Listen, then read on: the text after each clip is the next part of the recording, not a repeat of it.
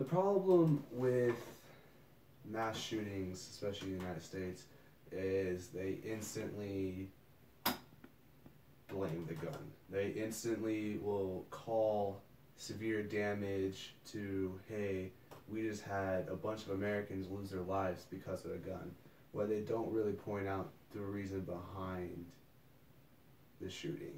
In this circumstance was in Florida, a 19-year-old kid who had been investigated by the FBI, who had been expelled from his high school, who kids jokingly, not the best thing, but jokingly said if someone would shoot up their school, it'd be this kid.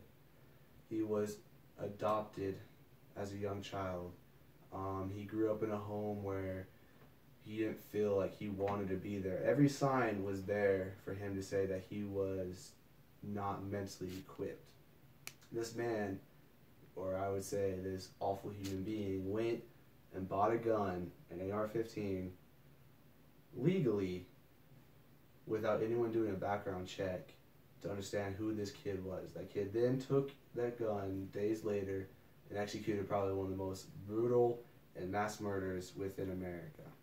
The problem with our government is they instantly want to make it about gun control without understanding that 17-year-olds and 13 young children and 4 adults lost their lives in a school. And then 3,000 kids within that school have to go back I think they went back to school today. 3,000 kids went to school today understanding that a week ago a man walked into their room and shot up 17 people. And they know exactly who was lying maybe down the street. They probably know people that are running through their lives. They probably they could walk and see someone laying down head first with blood spewing out of their head. Knowing that they have to go back to school with that is probably killer. Our government makes it too political too quickly. This shouldn't be about politics. It shouldn't be about gun rights. It should be that, hey, this person killed 17 innocent people. What people don't want to talk about was the coach for the football team. He lost his life. He actually jumped on 5 or 6 girls and shielded them and took 10 bullets. A JROTC cadet, he was a sophomore. He was holding up the door when whatever his name was, the jackbutt who came and shot the school, he was holding up the door and pushing people through. And then right when he saw the shooter come around the corner, he closed the door and he took a bullet and lost his life. A 14-year-old JROTC student. Without even acknowledging any of that, the politics make it about gun rights. They instantly want to take it about gun rights rather than understanding that there was actually some great people who did some really great things in time of despair.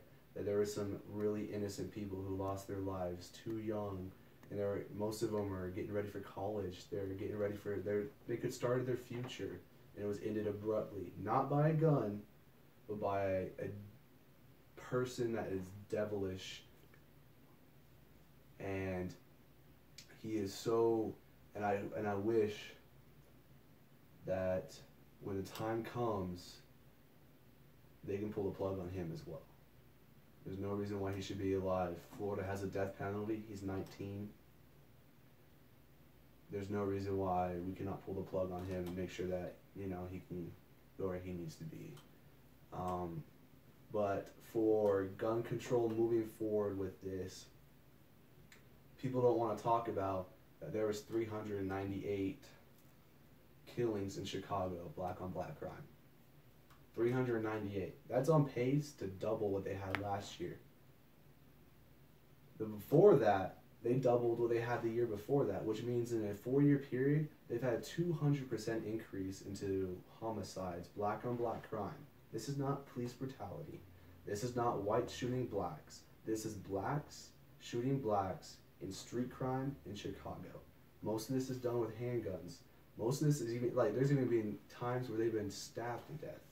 This isn't about gun control. The only time it's about gun control is when a white person shoots up a school. So an AR-15 rifle was used, and this has been a big concern, and President Trump and the FBI admitted they failed to follow up on clear warnings about the shooter. What is your take on these strong rifles and criminals like this guy with the mental illness and the history he had getting their hands on these guns? So for someone who shoots guns avidly, I love going to shoot guns. I love an AR-15 is not as powerful as people will presume. AR-15 is actually one of the least powerful rifles. If I'm going hunting, I'm not going to use an AR-15. I'd use any other rifle. AR-15 is a close proximity. People want to say it's automatic.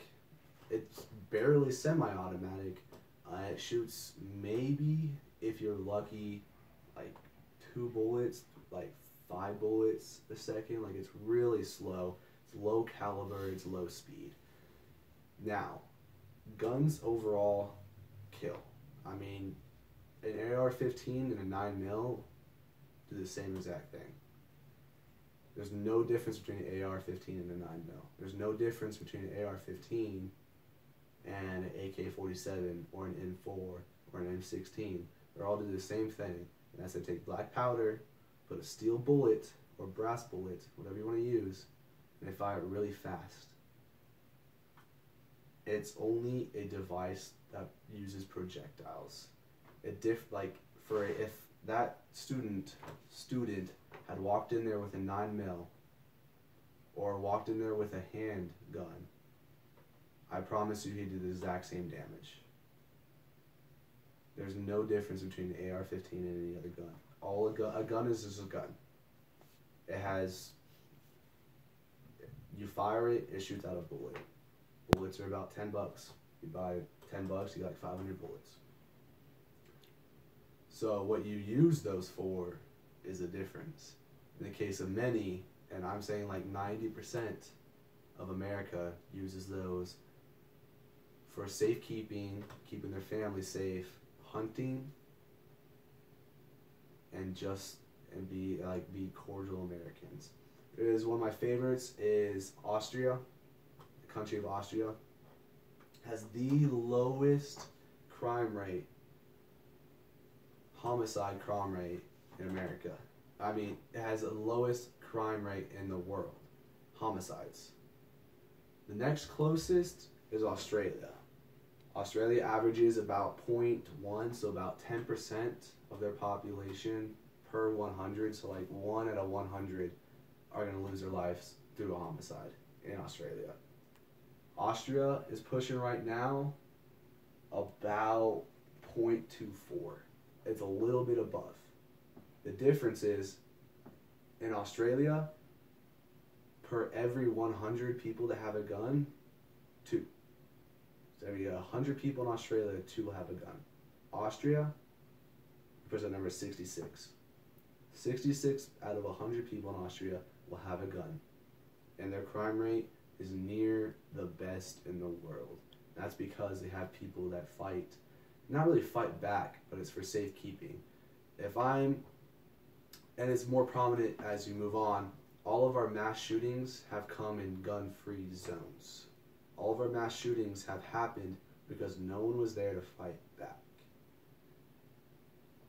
If someone were to break into a house and that person bring on a gun, 99% of the time, nothing bad's going to happen. When you look at one of my scenarios in my high school, not my high school, but in my hometown, one of my mom's friends' high school, kid brought a gun to school, pulled it out. Cop pulled out his gun. Kid dropped it and ran away. With these mass shooters, they're too scared to fight someone real. So they go to gun-free zones established by the government. Gun-free zones are established by the government, passed by Joe Biden, 2012. Gun-free zones in schools. So if there's no one there to fight back, you're more evident to see this continue.